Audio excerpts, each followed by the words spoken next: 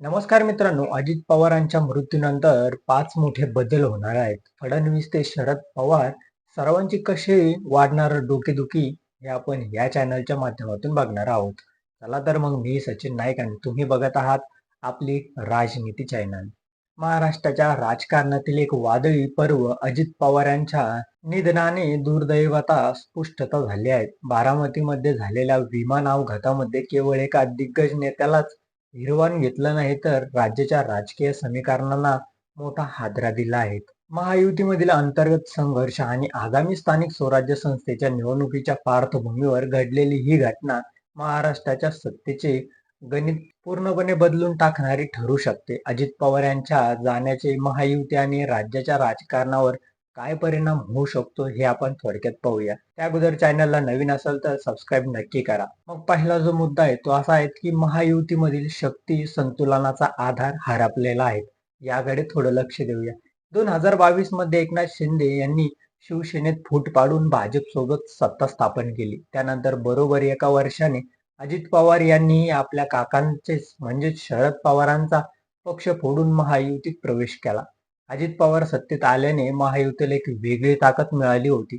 विशेष म्हणजे 2024च्या विधानसभा निवडणुकीत भाजपाने 132 जागा जिंकून सर्वात मोठा पक्ष होण्याचा मान मिळवला. शिंदे यांच्या शिवसेनेने 57 आणि अजित पवारांच्या राष्ट्रवादीने 41 जागा जिंकल्या होत्या. महायुती सरकारमध्ये अजित पवार हे भाजपसाठी अत्यंत महत्वाचे होते. एकनाथ शिंदे यांच्या वाढत्या राजकीय महत्वाकांक्षेला लगाम घालण्यासाठी भाजपसाठी अजित पवार हे एक उत्तम अकाउंट बॅलन्स होतं. आता अजित पवारांच्या अनुपस्थितीत उपमुख्यमंत्री एकनाथ शिंदे यांच्या सत्तेतील वजन वाढण्याची शक्यता असून भाजपाला त्यांना हाताळणे आव्हानात्मक ठरू शकते. मग दुसरा जो मुद्दा येतो तो असा येतो की स्थानिक स्वराज्य संस्थेच्या निवडणुका आणि वादाचे वळण. नुकत्याच झालेल्या स्थानिक स्वराज्य संस्थेच्या निवडणुकीत महायुतीमधील अंतर्गत गटबाजी चव्हाट्यावर आली होती. मुंबई, पुणे आणि पिंपरी चिंचवड महापालिकेच्या निवडणुकीत भाजपने शिंदेच्या शिवसेनेची हातमिळवणी केली, मात्र अजित पवारांना बाजूला ठेवले होते. यामुळे नाराज झालेले अजित पवारांनी शरद पवारांशी जवळकी साधण्याचे संकेत दिले होते. याच काळात अजित पवारांनी भाजपवरही संसाधन केली होती. 70,000 कोटीच्या सिंचन घोटाळ्याच्या आरोपावरून त्यांनी सत्तेत सोबत असलेल्या भाजपाला सुनावले होते.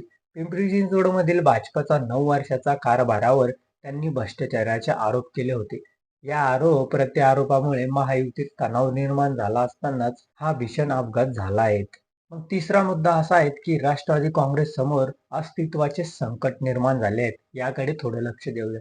अजित पवारांच्या निधनानंतर सर्वात मोठा प्रश्न त्यांच्या नेतृत्वाखाली राष्ट्रवादी काँग्रेसच्या भवितव्याचा आहे.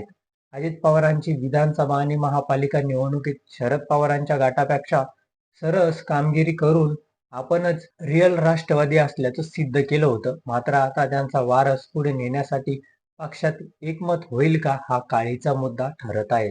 पक्षातील दुसऱ्या फळीतील नेत्यांमध्ये सुनील तटकरे, प्रफुल्ल पटेल आणि सुनेत्रा पवार यांचे नाव चर्चेत आहेत. अजित पवारांचे पुत्र पार्थ पवार यांचे नावही चर्चेत असेल तरी त्यांच्या मागील राजकीय प्रवास फारसा प्रभावी राहिलेला नाही. धनंजय मुंडे आणि छगन भुजबळ यांच्यासारखे मास डीलर पक्षात असले तरी ते पक्षप्रमुख म्हणून सर्वांना मान्य होतील का याबाबत संशयता आहे. मग चौथा मुद्दा आमदारांची पळापळ रोखण्याचे भाजप समोर आव्हान. अजित पवारांच्या गटातील 41 आमदारांना एकत्र ठेवणे हे भाजप आणि मुख्यमंत्री देवेंद्र फडणवीस यांच्यासाठी आता मोठे आव्हानात्मक असेल. हे आमदार पुन्हा शरद पवारांकडे किंवा सुप्रिया सुळे यांच्याकडे वळले तर त्यांचा थेट फायदा विरोधी पक्षाला आणि सत्तेत एकनाथ शिंदे यांना होईल. अजित पवारांनी उपमुख्यमंत्री पदाची खुर्ची कोणाला द्यावी यावरही पक्षात एकमत होणे कठीण दिसत आहे. कारण त्यांच्या गटात त्यांच्या तोंडीचा दुसरा कोणताही नेता सध्या दिसत नाहीत. मग पाचवा आणि शेवटचा मुद्दा असा आहे की पवार कुटुंबातील संभव पुनर्मिलन आणि तिढा. याकडे थोडं लक्ष देऊया. अजित पवारांच्या जाण्यानंतर दोन्ही राष्ट्रवादी गट एकत्र येण्याची शक्यता अधिक प्रबळ झाली आहे. मात्र जर पक्ष एकत्र आला तर नेतृत्वाचा तिढा पुन्हा निर्माण होऊ शकतो. शरद पवार आपली मुलगी सुप्रिया सुळे यांना पुढे करण्याची शक्यता आहे, जे सुनेत्रा पवार किंवा अजित पवारांच्या समर्थकांना मान्य होईल असं नाहीत. अशा परिस्थितीत हा पक्ष पुन्हा एकदा अंतर्गत वादात अडकून स्वतःच्या अस्तित्वाचा संघर्ष करण्याची भीती आहे. अजित पवार यांच्या अपघाती मृत्यूने महाराष्ट्राच्या राजकारणात जे वादळ निर्माण झाले आहेत त्याचे परिणाम येणाऱ्या काळात स्पष्ट होणार आहेत.